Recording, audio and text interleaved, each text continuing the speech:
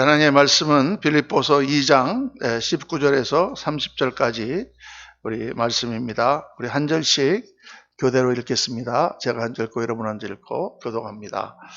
내가 디모데를 속히 너희에게 보내기를 주 안에서 바람은 너희의 사정을 알므로 안위를 받으려 함이니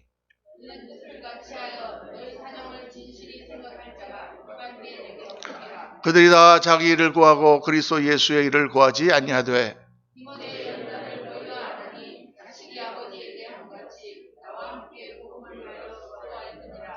그러므로 내가 내 일이 어떻게 될지를 보아서 곧 이 사람을 보내기를 바라고 그러나 에바브로 디도를 너에게 보내는 것이 필요한 줄로 생각하노니 그는 나의 형제요 함께 수고하고 함께 군사된 자요 너희 사자로 내가 쓸 것을 돕는 자라.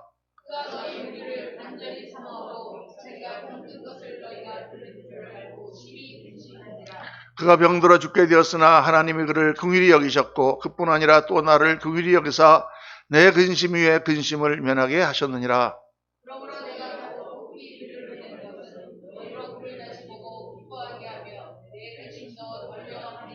이러므로 너희가 주 안에서 모든 기쁨으로 그를 영접하고 또 이와 같은 자들을 존귀히 여기라.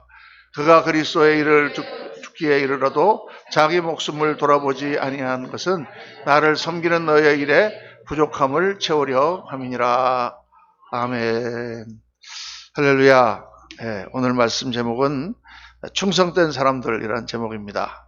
오늘은 특별히 멀리서 이렇게 교회를 오신 분들이 많아서 너무 감사합니다. 서울에서도 오시고 또 대전에서도 오시고 할렐루야. 1부 예배 때도 우리 교회에 1부 예배 꽉 찼었는데 또 2부 예배도 이렇게 든든하게 채워졌습니다. 할렐루야. 우리 코로나를 맞아서 부흥하는 교회는 우리 교회밖에 없는 것 같습니다. 오늘 말씀은 충성된 사람들. 빌립보서 같은 이런 말씀은 우리 세상에서 우리 다른 때 이렇게 듣는 설교하고 조금 다르죠. 이제 하나님의 뜻이라든가 하나님의 창조 목적이라든가 또는 역사라든가 이런 여러 가지 큰 문제로 우리가 말씀을 묵상할 때도 있지만은 빌립보서 같은 서신서를 묵상하면은 굉장히 잔잔한 말씀들이 계속해서 나옵니다. 특별히 우리들의 삶에 어떠한 신앙을 가지고 살아가야 될 것인가, 우리들의 마음을 어떻게 하나가 되게 할 것인가, 우리가 어떻게 예수님을 더 믿고 아름답게 자라갈 것인가, 그런 내용들이 주로 이 서신서에 나오죠. 그래서 서신서의 내용들은 아주 짧게 압축되어 있기 때문에 그냥 호로록 읽으면은 무슨 말했는지 잘 이렇게 한번 이렇게 호로록 읽으면 잘 모릅니다. 자세하게 이거를 씹듯이 되새김질하듯이 찬찬히 읽어보면 여기에 이런 중요한 말씀들을 하나님이 하셨구나. 오늘 말씀 내용은 사실 굉장히 간단한 내용인데 사도 바울이 지금 이제 쭉 서신서 내용을 보면 하나님을 찬양한 후에 사도 바울이 자기가 지금 로마의 감옥에 갇혀 있지만 굉장히 자기 기뻐한다. 왜? 자기가 감옥에 갇혀 있기 때문에 복음이 더 잘 전파되는 역사가 일어났다. 우선 시위대 안에 자기가 갇혀 있는 감옥 안에 간수들하고 다른 죄수들에게도 복음 전할 수 있게 되었다. 그러니까 감옥에 갇혀 있지만 나는 기쁘다 그 말이죠. 할렐루야. 대단하신 분이죠. 감옥에 갇혀 있는데 그 감옥에서도 복음이 증거되기 때문에 육신적으로는 자기 괴롭고 힘들지만 자기는 기뻐한다. 또 보니까 자기 때문에 더 자극을 받아서 복음을 열심히 전해야겠다는 그런 동역자들이 많이 생겼다. 그래서 기쁘다. 어떤 사람들은 자기를 반대하는 사람들인데 감옥에 갇힌 틈을 이용해서 자기 교세를 확장하려고 또 복음 막 전하는 거 보니까 그래도 나는 기쁘다. 왜? 복음이 전파되니까. 우리가 어떻게 되든지 간에 하나님 나라가 전파되는 기쁘다. 이렇게 이제 사도 바울이 고백을 하면서 굉장히 중요한 말씀하시죠. 그것은 두렵고 떨림으로 구원을 이루라. 우리 지난주하고 지난주 말씀 가운데 우리가 깊이 묵상했습니다. 하나님의 구원은 우리가 예수 그리스도를 믿을 때 우리 예수 그리스도 자녀로 거듭나고 새롭게 태어나는 것이지만 실제로 신앙의 사람은 그때부터 시작이다. 결혼을 딱 하면 결혼식을 했지만 그때부터 결혼 생활이 시작되는 것이죠. 응애하고 태어나면 생명을 얻었지만 그때부터 인생이 시작되는 것이죠. 그러니까 우리가 예수님을 믿고 영접하고 하나님의 자녀가 되었습니다. 그것으로 끝난 게 아니라 그때부터 우리는 시작하는 것이다. 그때부터 우리는 자라가는 것이다. 두렵고 떨림으로 구원을 이루어가는 것이다. 아주 중요한 내용을 사도 바울을 통해서 성령께서 우리에게 말씀하셨습니다. 그리고 이제 오늘 말씀은 사도 바울, 쉽게 말하면 사도 바울께서 이 빌립보 교회에다가 이 편지를 보내면서 내가 두 사람을 너에게 보내겠다. 디모데라고 하는 가장 사랑하는 동역자를 너에게 보내고, 또 너에게서부터 나에게 온 에바브로디도, 그가 거의 사명을 완수했고 몸이 너무 약하니까 내가 너에게 보낸다. 이제 이 두 가지 얘기를 하는 것입니다. 그런데 그 간단한 내용이지만은 그 내용 가운데 정말 하나님의 사람들, 충성된 종들이 어떤 사람인가 하는 그 내용이 거기에 나와 있습니다. 디모데는 우리가 잘 아는 사도 바울이 가장 사랑하는 유명한 제자죠. 사도 바울이 빌립보에 갔을 때 2차 전도 여행 때 사도 바울이 이 디모데를 만났습니다. 그래서 그를 전도하여 그를 예수님 믿게 만들고, 그때부터 그가 제자가 되어서 계속 사도 바울에 가는 모든 것들을 다 쫓아다니고 도왔던 그런 제자입니다. 또 나중에는 에베소 교회, 그 당시에 소아시아에서 가장 컸던 에베소 교회를 목회하게 된 목회자가 바로 디모데죠. 디모데 전서와 디모데 후서가 특별히 목회자에게 보낸 서신으로 남아 있습니다. 그렇게 유명하고 사도 바울이 중요하게 생각하고 이 빌립보서를 쓴 서문을 보더라도 그리스도 예수의 종 바울과 디모데는 그리스도 예수 안에서 빌립보에 사는 모든 성도와 감독들에게 편지하노니, 빌립보에 있는 모든 교회들에게 편지하는 그 주체가 나와 디모데다, 바울과 디모데다, 이렇게 말씀하고 있습니다. 공동서신이다 그 말이죠. 그 정도로 디모데는 사도 바울에게 중요한 동역자였습니다. 그런데 이런 중요한 동역자를 왜 지금 사도 바울이 빌립보에다가 보내느냐? 그것은 빌립보의 성도들의 사정을 알므로 안위를 받으려 함이니, 이렇게 말씀하고 있죠. 빌립보 교회에서 어떤 일이 일어나고 있는지를 내가 알고 싶다. 그래서 위로를 받고 싶다. 왜 빌립보 성도들의 일을 아는 것이 위로가 될까요? 빌립보 성도들이 너네 잘하고 있는지 내가 검사할 거야. 내가 감독을 보내갖고 너네 정말 잘하고 있는지 한번 지켜보겠어. 이런 뜻이 아니고, 빌립보 교회 성도들이 정말 훌륭하게 성장하고 있고 말씀 안에서 충성하고 있고 하나님의 교회가 부흥하고 있는 모습을 보면서 내가 위로를 받고 싶다. 이런 뜻입니다. 위로를 받고 싶다. 이게 목회자들이라든가 사역자들이라든가 하나님의 종으로 부름받아갖고 우리가 일을 하면 뭐가 우리에게 가장 큰 위로가 되느냐? 성도들의 변한 모습이 제일 위로가 됩니다. 뭐 교회가 막 크게 부흥하고 있다, 뭐 그것도 위로가 많이 되죠. 고생스럽고 힘들어 죽겠는데 예배당을 지었다, 뭐 그것도 위로가 되겠죠. 저희가 목회를 해보니까 예배당을 짓거나 성도들이 많이 뭐 부흥한 것은 뭐 그렇게 크게 위로가 되지 않아요. 그런데 정말 모든 고통과 아픔과 힘듦과 스트레스와 이 모든 것들을 다 위로하는 게 뭐냐 하면 성도님들이 변화되는 것입니다. 예수를 믿지 않는 성도가 예수님을 믿고 세례를 받고 그리고 교회를 착실하게 나오는 게 얼마나 자랑스럽고 얼마나 힘이 되고, 또 성도님들이 뭐 신앙생활을 좀 이렇게 하다가 교회에 나와서 말씀을 듣고 나서 변화돼서 열심히 신앙생활을 하거나, 아니면 뭐 가정이 어려웠는데 변화가 되거나, 무슨 문제가 있었는데 그 문제를 기도하는 가운데 이기고 해결하고 승리하거나, 뭐 이게 얼마나 큰 은혜가 되는지 모릅니다. 그게 힘을 줘요. 모든 고통을 이기는 그런 에너지가 거기서부터 나옵니다. 제가 다른 분들한테는 한두 번 간증한 것 같은데, 제가 뉴욕에서 목회할 때 초창기입니다. 목회 초창기니까 뭐 너무 어렵고 힘들 때죠. 예배당도 큰 창고를 얻어가지고 갔는데 너무 임대료가 비싸가지고 경제적으로도 힘들고 너무 고생스러운데, 성도님들이 이제 전부 불신자들을 모아서 이렇게 전도해가지고 교회가 이렇게 섰습니다. 그렇게 하고 있는데, 그 미국 뉴욕에는 눈이 많이 오거든요. 겨울 되면은 눈이 막 한 열 몇 번 옵니다. 보통 평균 많이 올 때는 제가 19번까지 올 때도 있었어요. 눈이 한 번 오면 되게 무릎까지 옵니다. 그러면 전 도시가 다 마비되는 거예요. 뭐 직장 나가는 사람들도 일 다 못 나갑니다. 뭐 기차도 못 다니니까, 어떤 경우에는 버스도 안 다니고. 그 뭐 아침에 일어나면 눈이 왔다 그러면 아이고 뭐 새벽 기도고 뭐 갈 수가 없어요. 자동차를 못 뽑으니까 할렐루야 하고 들어와서 자야죠. 그래서 그때도 그냥 너무 힘들어갖고 새벽 기도가 눈 때문에 못 가면 할렐루야 소리가 나오더라니까요. 자고 아침에 이제 일어나서 우선 눈을 치워야 됩니다. 교회 눈을 안 치우면 잘못하면 벌금도 먹을 뿐만 아니라 당장에 뭐 활동을 못 하니까 눈을 치워야 되는데, 집에서 이제 뭐 삽질을 해서 겨우 차를 1시간 만에 뽑아가지고 이제 막 덜컹덜컹 눈이 막 아직도 있는 데를 해가지고 교회를 이렇게 가는데, 가서 또 눈을 또 그걸 다 치워야 되니까 얼마나 힘들어요. 그래서 이제 목사가 치워야지 누가 치우겠습니까? 교회를 이렇게 가는데, 교회를 저기 교회가 앞에 보이는데 누가 눈을 치우고 있는 거야. 누가 와서 눈을 치우고 있지? 그때가 아침 한 10시쯤 됐습니다. 그래서 가니까 김남일 집사라고요.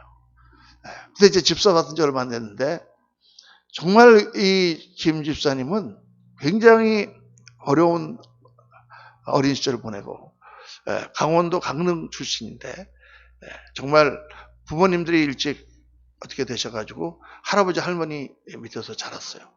그리고 고등학교 졸업하고 할 게 없으니까 원양어선을 타고 이렇게 다니다가 미국의 뉴욕에 도착해가지고는 원양어선 비자라는 게 있거든요. 선원 비자라는 게. 딱 3일 동안 육지에 내려가지고 몸 씻고 밥 먹고 다시 타라고 3일 동안 임시 비자를 주는 건데, 그거 받아갖고 나와서 도망와가지고 불법 체류자로 사는 거예요. 그러니까 뭐 하는 일이 다 험한 일만 하고, 무슨 뭐 간판 다는 일, 야간에 강도들이 많이 나타나는 데서 뭐 이런 하는 일, 그런 일을 하고 있는 그런 집사님이었는데, 거칠게 살아가는 그런 분이었는데, 어떻게 저희를 만나가지고 예수님 믿게 되고 우리 교회에 출석하고 집사도 받게 됐습니다. 근데 그날 아침에 갔는데 그 집사님이 다 치워놨어요. 그 넓은 마당을 다 치워놓고 길도 다 치워놓고. 그리고 제가 가서 놀래갖고, 아니 집사님 오늘 어떻게 일 안 나갔어? 그랬더니 딱 대답하는 소리가, 아이 목사님 오늘 눈 왔잖아요. 근데 그 말이 그냥 제 가슴을 확 찌르는 거예요. 그래, 눈이 왔지. 눈이 왔으니까 일은 못 나갔지. 그럼 여러분, 그 미국의 이민 생활이라는 게 얼마나, 아침 새벽 7시, 8시 나가가지고 하루 종일 일하고 저녁에 들어오면은 뭐 정말 빨래할 시간도 없고 뭐 그럴 시간도 없을 정도로 하루 종일 일하는 날인데, 하루 눈이 오면 얼마나 할 일이 많아요. 뭐 밀린 빨래도 해야지, 뭐 좀 푹 쉬어야지. 그런데 눈이 왔지, 일 못 갔지. 그러니까 제일 먼저 아침에 와서 교회를 다 치우는 것입니다. 눈을. 얼마나 제가 그게 가슴에 그냥 뭉클하게 왔는지, 제가 그대로 본당에 들어가서 하나님 앞에 엎드려서 회개하고, 이렇게 하나님 좋은 성도, 좋은 사람들을 보내셔서 교회를 이렇게 세우시는데 제가 이렇게 약해서 되겠습니까? 얼마나 힘을 얻었는지 몰라요. 여러분, 정말 그런 성도님들을 보면은 목사가 힘이 납니다. 그 집사님이 지금 장로님이 되셨죠.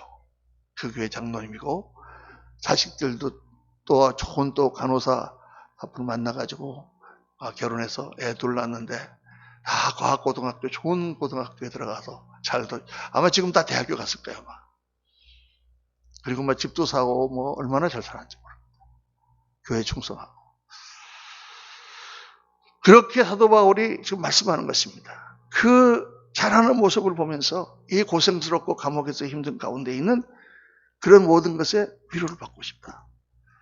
사랑하는 성도님들도 그렇게 정말 하나님께 또 주의 종들에게 위로가 되시는 성도님 되시기를 예수님 이름으로 축원합니다.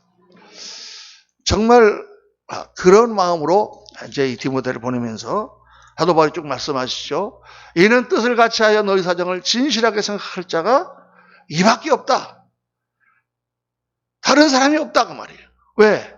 다 사람들은 자기 일을 구하고 그리스도의 일을 구하지 않는다. 다 사람들은 자기 일밖에 관심이 없다. 하나님의 일이나 교회나 이런 일에 관심이 없다. 그런데 디모데의 연단을 너희가 안 하니 자식이 아버지에게 함같이 나와 함께 복음을 위하여 수고했다. 디모데는 다르다. 그런 나를 아비처럼 대하면서 복음에 충실히 임했다. 그래서 이제 사도 바울이 내가 디모데를 보내고 봐서 나도 가겠다 이렇게 말씀하는 것입니다. 또 한 사람을 소개하죠. 그 사람이 누구냐? 에바브로디도라고 하는 사람입니다. 에바브로디도는 어떤 사람이냐? 빌립보 교회에서 사도 바울에게 보내준 사람이에요. 이 말씀 보면은 그러나 에바브로디도를 너에게 보내는 것이 필요한 줄로 생각하노니 그는 나의 형제와 함께 수고하고 함께 군사된 자요 너희 사자로 내가 쓸 것을 돕는 자라. 너희 사자. 그들이 보낸 사자입니다. 그러니까 에바브로디도는 원래 빌립보 교회 성도였는데 사도 바울이 감옥에 갇혔다는 소식을 들었습니다. 그러니까 빌립보 교회에서 사도 바울을 지원하기 위해서 사람 하나 보내자. 그래서 에바브로디도를 보낸 거죠. 그래서 에바브로디도가 와서 사도 바울을 열심히 섬기고 또 그 당시 감옥이라는 게 지금 감옥처럼 이런 국가에서 되는 감옥이 아니라 지금도 중국에 가면 그렇다고 합니다. 그 감옥에서 쓰는 돈을 다 바깥에서 넣어줘야 차입을 해줘야 그 사람 먹기도 하고 그거 가지고 입기도 하고 다 한다 그래요. 그러니까 그런 거 그 당시 감옥이 그랬으니까 그런 것들을 다 돌보고 그렇게 하다가 병이 들었어요. 입실전에 그가 병들어 죽게 되었으니 하나님이 그를 긍휼히 여기셨고 그뿐 아니라 또 나를 긍휼히 여기사 내 근심 위에 근심을 면하게 하셨느니라. 에바브로디도가 그렇게 수고하며 사도 바울을 섬기다가 병이 들었어요. 그러니까 사도 바울 마음에 근심이 됐잖아요. 근데 하나님께서 그 근심을 없애주기 위해서 에바브로디도를 고쳐주셨다. 그래서 참 감사한데 내가 다시 그를 급히 너에게 보낸다. 아마 이 편지를 가지고 에바브로디도가 빌립보로 가지 않았는가 싶습니다. 그를 보면 정말 수고를 많이 했으니까 그 사람을 좀 잘 돌봐주고 기쁨으로 그를 영접해달라. 이렇게 지금 쓰는 거예요. 그러니까 이 디모데와 에바브로와 같은 충성된 동역자들이 있었기 때문에 사도 바울이 그 모든 고난과 어려움을 다 이기면서 끝까지 복음을 증거할 수 있었다. 바로 이런 사람들이 있었기 때문에 그 척박한 로마, 척박한 그리스, 척박한 터키에 하나님의 초대교회들이 세워지고 강력하게 복음을 증거할 수가 있었다. 오늘도 마찬가지입니다. 오늘도 하나님의 역사는 누구를 통해서 이루어지느냐? 하나님의 사람들, 충성된 사람들을 통해서 하나님께서 역사하는 것이죠. 누구 딴 사람을 통해서 역사하시는 게 아닙니다. 그러니까 내가 하나님 나라의 역사에 동참하고 하나님께서 나중에 모든 것을 결산하실 때 자라에도 착하고 충성된 종아 하나님께서 칭찬하시면서 나에게 상급을 주실 때 어떤 사람에게 상을 주겠습니까? 충성되게 하나님 앞에 하나님을 섬기고 하나님의 교회를 세우며 복음을 증거한 사람들에게 하나님이 상을 주시죠. 그래서 오늘 이 말씀을 우리가 묵상하면서 충성된 사람들, 오늘 말씀 가운데 나오는 충성된 사람들의 세 가지 중요한 요소가 있습니다. 어떤 사람들을 충성된 사람이라고 하느냐? 첫째는 믿을 만한 사람이어야 됩니다. 믿음직한 사람, 신뢰할 수 있는 사람. 내 옆에 그 어떤 사람이 있는데 그 집사님 또 회사 같으면 사장님이 그 부장, 그 과장 정말 믿음직해. 정말 내가 신뢰할 수 있어. 그 사람이 충성된 사람이죠. 믿을 수 있어야 됩니다. 여기 보면은 사도 바울이 뭐라고 말씀합니까? 이는 뜻을 같이 하여 너희 사정을 진실히 생각할 자가 이밖에 나에게 없다. 디모데밖에 없다. 그 말이에요. 디모데밖에. 얼마나 굳건한 신뢰입니까? 이런 사역자들이 사도 바울 옆에 있다는 것 자체가 은혜요, 복이었다. 그러니까 여러분, 사람이 볼 때 믿을 만한 사람은 하나님이 보시기에도 믿음직한 사람입니다. 아멘? 네, 그렇습니다, 여러분. 하나님 보시기에 믿음직한 사람은 사람이 보기에도 믿음직해요. 하나님 보시는 것과 사람 보시는 게 다르지 않습니다. 우리가 볼 때, 저 사람 정말 믿을 만하다. 그러면 하나님도 그 사람을 믿으세요. 그러니까 믿을 만하다 할 때 신뢰라고 하는 것은 세 가지 요소가 항상 있어야 됩니다. 첫째는 진실이에요. 진실. 거짓말을 하면 믿을 수 없습니다. 말을 해놓고 말을 바꾼다든가 말을 뒤집는다든가 그런 사람은 믿을 수가 없죠. 그렇죠? 여러분 우리가 저 사람은 참 신뢰할 만한 사람이다 할 때 첫 번째 조건이 뭡니까? 진실함입니다. 저 사람 말은 확실해. 저 사람 말은 거짓이 없어. 저 사람 한 번 말하면 딱 지키는 사람이야. 그 첫 번째 진실함이죠. 하나님 앞에 진실해야 됩니다, 여러분. 둘째는 뭐냐? 책임감이 있어야 됩니다. 믿을 만한 사람은 책임감이 있어야. 책임감이 없는 사람은 어떻게 믿겠습니까? 그걸 한다고 했는데 안 해. 어떻게 믿겠어요? 그러니까 어떤 일을 맡기려면은 최선을 다해서 자기의 책임을 감당하는 사람이 믿을 만한 사람입니다. 하나님 앞에 어떤 사람이 쓰임받느냐? 믿을 만한 사람이 쓰임받습니다.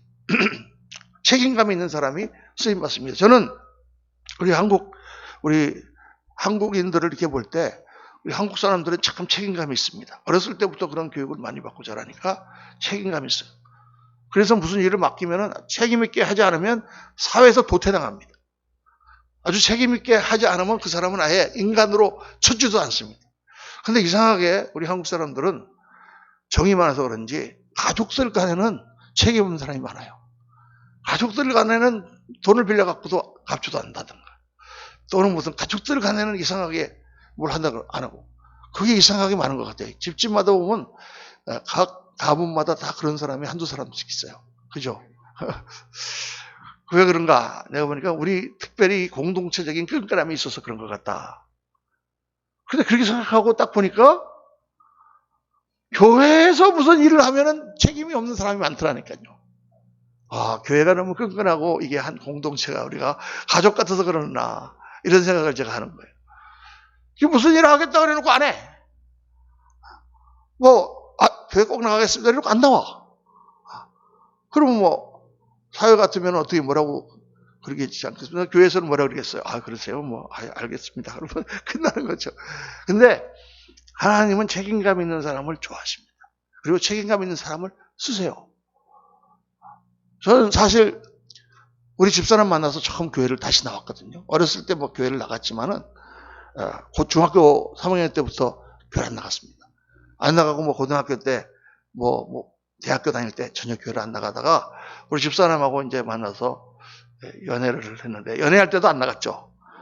교회에서 성가대 연습한다 그러면 교회 문 앞에 딱 데려다주고 들어가고 나면 나는 그 길 건너편에 거기 이제 파라다이스 라운지라고 옛날에 있었습니다. 이렇게 홀짝홀짝 마시면서 앉아있으면 우리 집사람 나오면 또 같이 집에 데려다주고.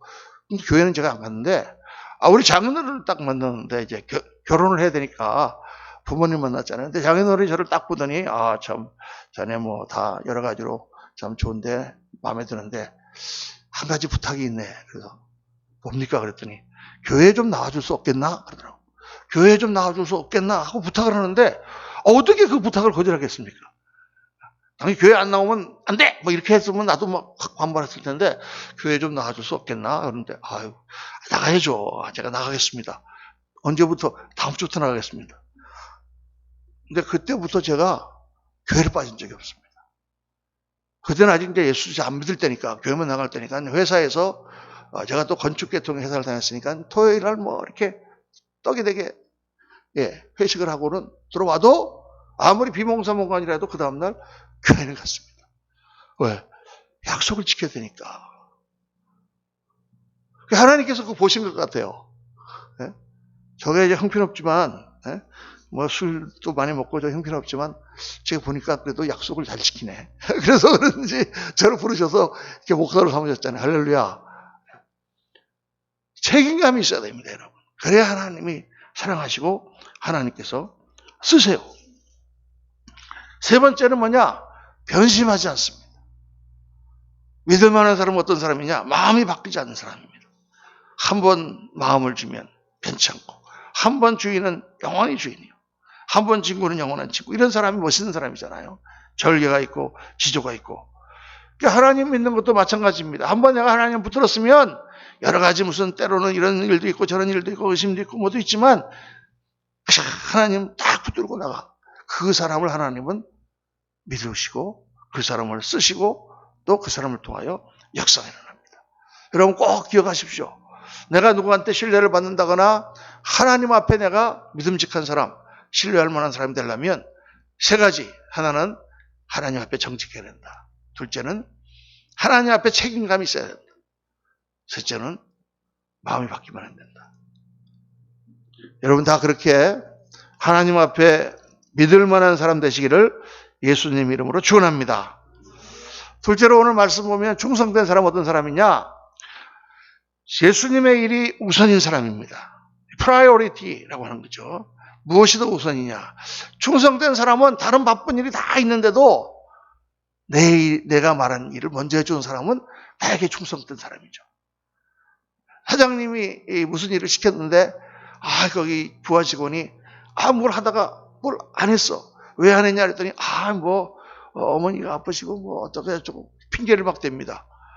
그래? 그게 충성된 사람이 아니죠. 그런데 이 사람이 일을 다 했어. 아, 그래, 잘했네. 그런데 알고 보니까 나중에 뭐 어머니도 아프시고 여러 가지 일이 다 많은데 그 많은 일을 다 제껴놓고 자기가 한 일을 했다. 그러면 그 사람은 충성된 사람이다라고 인정하지 않겠습니까? 하나님도 그러시단 말이에요. 우리가 여러 가지 많은 일들이 있지만은 그 중에서 하나님께서 우리에게 맡기시는 일이 있으면 그 일을 충성을 다해야 돼요. 그러면 하나님이 역사하신단 말이에요. 그 사람들은 제가 이렇게 때로는 어떤 기도 가운데 하나님이 이걸 좀 하셨으면 좋겠다. 이렇게 집사님들한테 이렇게 부탁을 하면 꼭, 내가 지금 뭐 힘이 들어서 못해요. 내가 지금 바빠서 못해요. 내가 지금 뭐가 없어서 못해요. 이렇게 변명을 합니다. 그러면 목사 뭐라 그랬어요? 그래요? 못하시면 할 수 없죠. 이러지 않겠습니까? 그런데 여러분, 그렇게 어려운 걸 하나님 아실까요? 모르실까요? 하나님 아신단 말이에요. 그 어려운 거 알아. 그런데 일을 시키신 거잖아요. 그 어려움에도 불구하고 그 어렵지만 그러나 내가 그 일을 감당한다. 그러면 얼마나 더 기뻐하시겠냐고 말이에요. 이거를 몰라. 이거가 하나님 앞에 크레딧을 받고 하나님 앞에 내가 쓰임을 받고 하나님의 역사가 나한테 일어나는 비결인데 이거를 몰라요. 사람들이. 그리고 내가 바빠서 그러는데 왜 그런 걸 시켜? 바빠서 그러니까 난 안 해도 괜찮지? 그리고 그냥 끝나는 거예요. 괜찮아요. 안 해도 괜찮아. 누가 뭐라고 그러나? 딴 사람이 하면 되지. 그런데 바쁘고 힘들고 없고 어려울 때 하나님이 그 일을 맡기셨을 때 내가 그럼에도 하나님이 나에게 일을 시켰으면 내가 하겠다. 그러면 하나님이 얼마나 기뻐하시겠냐가 말이에요. 제가 그런 비유를 많이 드렸죠. 예배에 나오는데 어떤 성도가 김 집사님이 지난주에 안 나오셨어. 그럼 김 집사님 여태 지난주 예배 못 나오셨네요. 그러니까 목사님 감기 몸살에 걸려갖고 제가요 그냥 너무 고생했습니다. 그러면 어느 목사가 감기 몸살 걸렸다고 교회 안 나온 사람이 어디 있어요? 이렇게 말하는 목사가 어디 있냐고요. 다 그러세요. 한 주 더 쉬시지 왜 벌써 나오셨어요? 다 그렇게 얘기할 거 아니에요. 네? 그럼 저도 40년 이상 찬양 생활하는 가운데 감기에 걸리고 그랬을 때가 있었을까 없었을까요? 안 그럴 때가 저도 있었죠. 그런데 주일날 나가서 예배를 드려야 되는데 그냥 수요일날부터 막 열이 오르고 감기가 들는 거야. 그럼 어떡하겠어요? 그냥 알면서도 내가 교회는 나가야 되는데 그리고는 토요일날은 막 샤워하고 막 목욕하고 약 퍼먹고 머리 질끈매고 열은 나고 막 식은땀 나지만 내가 나가서 예배 드려야겠다. 그러고 맨 뒤에 가고 예배 드리고 갔다가 하나님께서 그렇게 아픈데 안 나온다고 누가 뭐라 그러겠냐고 말이야. 아무도 뭐라고 안 그러죠. 그럼에도 불구하고 나와서 드리는 그 예배를 얼마나 기쁘게 받으시겠냐고 말이에요. 여러분, 이게 지금 제가 하는 말이 아닙니다. 저는 괜찮아요. 저는요. 당연히 아프면 안 나와야지. 하나님이 어떻게 생각하실까를 한번 생각해 보세요. 착하고 충성된 종아. 그렇게 몸이 아파도 네가 예배를 안 빠지고 나오는구나. 그러니까 하나님 쓰시는 거죠, 여러분. 하나님 무슨 일을 맡기시면 목사님을 통해서 맡긴다든가 무슨 집사님을 통해서 맡긴다든가 맡기면 그냥 바빠요. 안 돼요. 이렇게 하지 마시고 한번 기도해 보세요. 한번 따라 합시다. 기도해 볼게요. 이렇게 따라 못해. 다시 기도해 볼게요. 기도해 보는 거죠. 그래 기도해 봤는데 너무 힘들 것 같습니다. 죄송합니다. 그러면 오케이야. 근데 기도할 때 하나님께서 네가 좀 그렇더라도 하나님 맡기시니 해야 되지 않겠니? 그런 마음이 생기면 하세요. 뭐로 오겠습니까? 여러분들에게 복으로 가는 겁니다. 여러분들에게 하나님 역사가 나타나고 여러분들에게 하나님의 함께 하심과 여러분을 쓰시고 여러분의 모든 것을 축복하신 역사가 나타나는 거죠. 그게 신앙생활의 비결입니다, 여러분. 이삭이 에서를 갑자기 불러가지고 에서한테 내가 너를 축복해야 되겠다 할 때 뭐라고 하셨어요? 이리 와라, 내가 너 기도해 줄게. 그렇게 하고 그냥 끝났습니까? 아니죠. 너 가서 내가 너를 지금 축복 기도를 해주려고 하니까 너 가서 가서 사냥을 해서 하나 짐승을 잡아다가 맛있는 사슴을 잡아다가 그것으로 너가 잘하는 그 맛있는 요리를 해서 갖고 와라. 그 요리가 이렇게 먹고 싶어서 그랬을까요? 그게 아니죠. 성경에 보니까 내가 그것을 먹고 마음껏 내게 축복하리라. 그걸 먹고 그냥 우리 아들이 해갖고 온 이 사냥해서 잡아온 이걸 먹으니까 마음이 너무 기분이 좋아가지고 그 아들을 마음껏 축복해 주겠다고 말이에요. 그게 하나님의 마음이죠, 여러분. 그 별미가 뭐냐? 바로 그 별미가 이겁니다. 어렵고 힘들고 그럴 때에 하나님 앞에 드리는 나의 헌신과 하나님 앞에 드리는 나의 충성, 그 별미예요. 믿으시면 아멘 하시기 바랍니다. 그러니까 절대 여러분 잊어버리면 안 돼. 평생 잊어버리면 안 돼. 그때 드리는 게 하나님을 기쁘시게 하는구나. 그 어렵고 힘들 때 하나님 앞에 드렸던 그거를 하나님 기억하시는구나. 저는 그렇게 쭉 믿고 지금까지 그렇게 신앙생활하고 있습니다. 그리고 여러분, 하나님의 일보다 더 우리 인생에 남는 것은 없어요. 이 세상에 여러 가지 많은 일들이 있지만은 그 가치들은 상대적인 거예요. 이 사람이 볼 때 좋은 거지만 저 사람 볼 때는 나빠. 일부 예배 때 이런 예를 드렸는데, 안중근 의사가 하얼빈역에서 일본 국무총리, 그 당시 이토 히로부미가 일본 총리 대신이에요. 지금 같으면 국무총리, 천황 다음으로. 그걸 쏴 죽였거든요. 그러니까 우리는 안중근 의사가 애국자요, 영웅이잖아요. 근데 일본 사람들이 보면, 암살범이야, 그 사람은. 왜? 우리 총리 대신을 쏴 죽였으니까. 이토 히로부미는 우리가 볼 때는, 적국의 괴수고, 악한 사람이지만, 일본 사람들 중에서는 자기들의 총리 대신으로 제일 훌륭했던 총리 대신이 이토 히로부미예요, 여러분. 이등박은. 그러니까 이쪽에서는 역적인데 저쪽에서는 중신이고, 이쪽에서는 애국자인데 저쪽에서는 살인범이고, 세상에서 보는 각도는 다 그런 것입니다. 또 세상에서 보는 모든 가치는 다 한시적이에요, 여러분. 잠깐 지나면 없어지는 거예요. 유명 배우들이 막 그렇게 예쁘고 막 저런 사람이 어떻게 저렇게 생겼을까 하고 우리가 막 그러지만 10년 지나보면 다 똑같은 아줌마 아저씨야. 잠시 있다가 인기가 사라지는 거예요, 여러분. 권력 막 대단한 것 같지만 잠시 지나가면 다 놓고 할아버지가 되는 거예요. 이 세상에 있는 모든 가치들은 다 그렇습니다.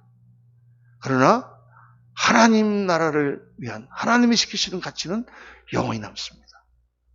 왜? 하나님께서 그 상을 주시니까. 그래서 이 가치를 아는 사람들이 제자들이에요, 여러분.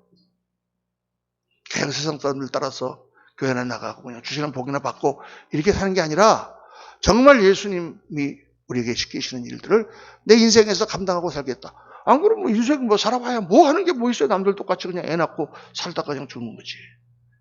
그런데 하나님 앞에 내가 드리고 하나님 앞에 내가 헌신하고 충성했던 것들은 영원히 남는 거다. 그래서 여러분, 그냥 안이하게 신앙생활 하지 말고 내 앞가림만 하는 그런 삶 살지 말고 주를 위해서 삶을 드릴 수 있는, 오늘 말씀 보니까 그들이 다 자기 일을 구하고 그리스도 예수 일을 구하지 아니하되 저가 그리스도 일을 위하여 죽기에 이르러도 자기 목숨을 돌보지 않은 것은, 이런 말씀이 나옵니다. 하나님 앞에 목숨을 두려워하지 않고 충성한 사람이 있는가 하면 다 자기 일 바빠서 하나님 일 안 하는 사람도 있다는 얘기죠. 그래서 한번 따라 합시다. 주를 위하여 나의 삶을 드리자. 여러분, 주를 위하여 여러분의 삶을 드리십시오. 저는 그렇게 생각하고 지금까지 나의 삶을 쭉 주님 앞에 드리는 삶을 살려고 노력했습니다. 물론 부족한 건 많고 실수한 건 많겠지만 예수님을 딱 영접하고 그로부터 지금까지 쭉 주님 앞에 드리는 삶을 살았습니다. 여러분도 꼭 그렇게 하시고 하나님 주시는 복을 받고 하나님 주시는 쓰임을 받고 영광스러운 성도로 주님 앞에 서시기를 주의 이름으로 축원합니다. 오늘 말씀은 한 가지만 더 말씀드리면, 충성된 사람은 서로 돕고 사랑하는 사람이다. 혼자 나 혼자 딴 사람들 안 하는데 혼자서 막 독불장군으로 사람들 다 꼴보기 싫어. 딴 사람들은 다 미는데 나 혼자, 이게 아니에요. 하나님 나라는 공동체이기 때문에 같이 하는 것을 하나님 원하세요. 오늘 말씀 보면 구구절절히 그런 말씀들이 나와 있죠. 이는 뜻을 같이하여 너희 사정을 진실히 생각할 자가 이밖에 내게 없다.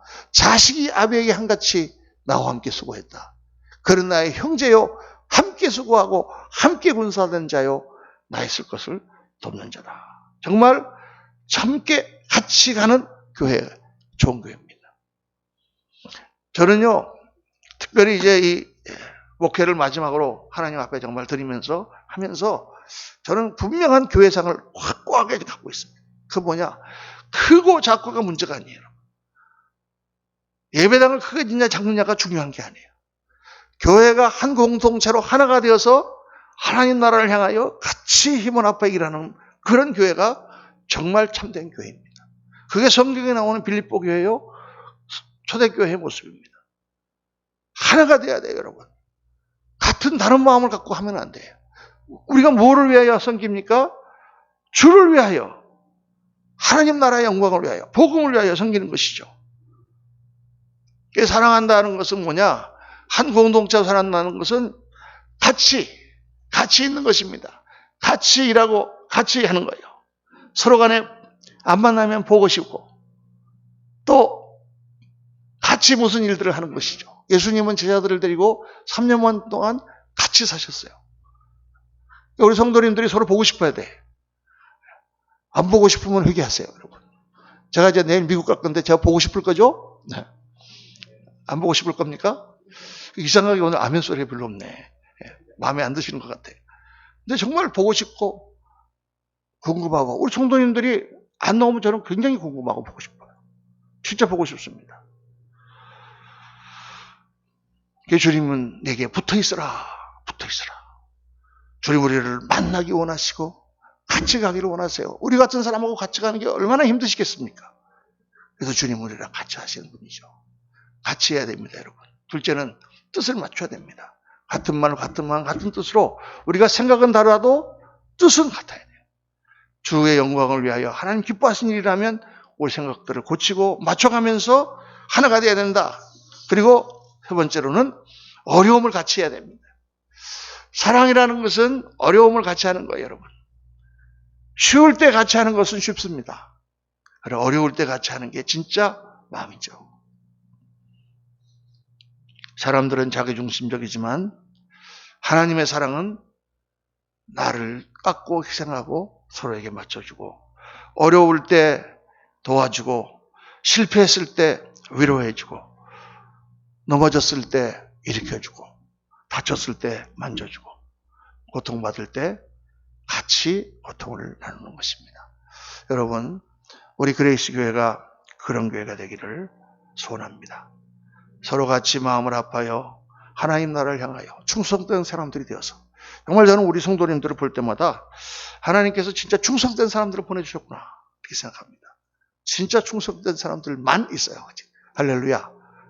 아직 그러는 거는 이제 또 어떤 분들이 들을지 모르지만 정말 이 교회의 모습과 우리들의 이 하나님을 향한 뜨거운 마음이 계속 모아져서 정말 주님 앞에 알차게 쓰임받고 하나님의 영광을 흘려드리는 또 우리 성도님들 삶의 가정에 그런 모습들이 나타나서 하나님 기뻐하시는 아름다운 영광의 역사들이 넘치게 나타나는 우리 성도님들 되시기를 예수님 이름으로 축원합니다. 기도하겠습니다.